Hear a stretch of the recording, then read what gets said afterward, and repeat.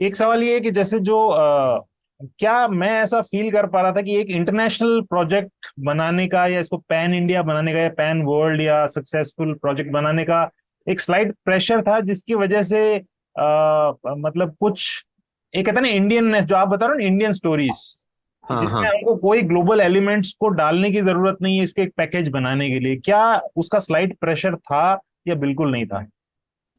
नहीं था सर, क्योंकि पहले हमको क्लियरली पता था कि हमारा मार्केट इंडिया ही है। अब हमारा पहला मार्केट तो हमारा तेलुगु ही है, उसके बाद इंडिया है। सो और कैसे भी हम कहानी लिखते हैं कहानी के लिए, उसके बाद ही मार्केट के बाद ज्यादा सोचते हैं। मार्केट का सोच आते हैं एक्टर्स के जुट के। मतलब प्रभास का मार्केट सोचते हैं, इसका मार्केट सोचते हैं, कहानी तो कहानी ही रहता है। सो शायद इंटरनेशनल बनाने का तो कुछ प्रेशर नहीं था, पर इंटरनेशनल स्टेज पर खड़ा होने का लायक होना है बोल के सोच के बनाया था। क्योंकि उसको लग रहा था, आपने कॉमिक कॉन में भी इसको इंट्रोड्यूस किया था सबसे पहले, जो पहली क्योंकि फिल्म एज सच पहली फिल्म लगी मुझे करने वाली, ये चीजें की थी आपने।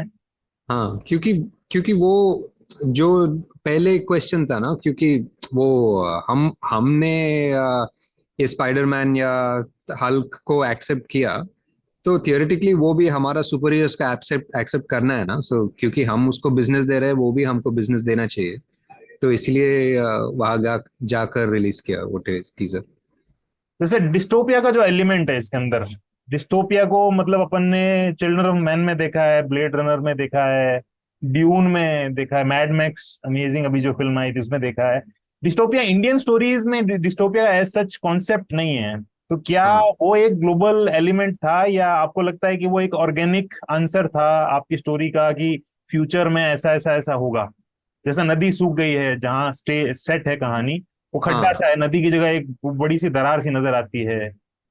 या एग्जैक्टली, मतलब जब हम फ्यूचर सोचते, मतलब आज आज ही सोचते, आज का अखबार ओपन करके पढ़ते भी वैसा ही है बाहर का सिचुएशन।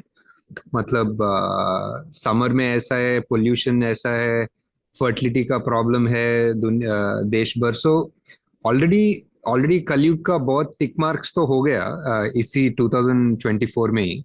तो मेरा कमी था उतना 2028 98 में, और क्या सोच सकता हूँ? क्योंकि जब पहले लिख रहा था मैंने लिखा कि ऑक्सीजन या हवा को लोग बेचेंगे, पर वो ऑलरेडी हो रहा है दिल्ली में। तो वो नया नहीं था।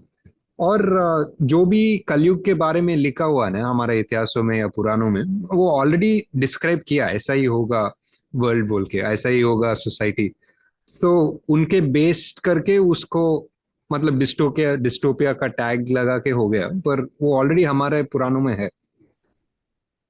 ये एक जो कलयुग का कॉन्सेप्ट है ना, इसके अंदर इकोलॉजिकल करप्शन से ज्यादा मॉरल करप्शन पे जोर दिया गया है कि समाज हाँ में मॉरल करप्शन हो जाएगा। हाँ। आपने उसको इकोलॉजिकल से ज्यादा जोड़ा, मॉरल से थोड़ा सा कम जोड़ा है, क्या ऐसा है? शायद, पर वो भी सेम सेम आंसर है सर। मतलब जब हमारा मॉरल करप्शन ज्यादा हो जाएगा ना, मेरा मेरा सोच है कि तभी हम सो सेल्फ सेंटर्ड हो जाएंगे कि इकोलॉजिकल करप्शन भी हो जाएगा। हम हमारे बारे में ही सोचते हैं, हमारे फैमिली, हमारे जनरेशन, और उसी के बारे में सोच के धरती को नाश कर दे रहे हैं। वही हो रहा है अभी भी। तो बहुत इंटरलिंक्ड है मेरे ख्याल से, मेरे अंडरस्टैंडिंग से। क्योंकि इफ इफ ह्यूमैनिटी और ह्यूमन बीइंग ओनली, वो बस एक गेस्ट जैसा सोचता है, वो वर्ल्ड में बस गेस्ट जैसा आ रहा है, एक्सपीरियंस करके जा रहे हैं, वर्ल्ड ब्यूटीफुल रहेगा। वो बस सोचता है कि मैं हूँ, मैं मेरा होना चाहिए, वो मेरा मेरा बच्चा का होना चाहिए, वैसा सोच रहा है। इसीलिए all the world over, like, मतलब लोग बोल रहे हैं कि 95% ऑफ द वेल्थ की 15 लोगों के पास है। तो वो कॉम्प्लेक्स है ना, वो वही तो कॉम्प्लेक्स है। 15 लोगों के पास 95% ऑफ द वर्ल्ड का वेल्थ है। तो और तो डायरेक्टली करस्पॉन्ड्स टू वो 15 लोग के पास क्या कंपनीज होंगे, ऑयल कंपनीज होंगे, पोल्यूशन कंपनीज होंगे, जो भी वर्ल्ड को डिस्ट्रॉय करने वाले होंगे। तो बहुत इंटरलिंक्ड है मेरे अंडरस्टैंडिंग में।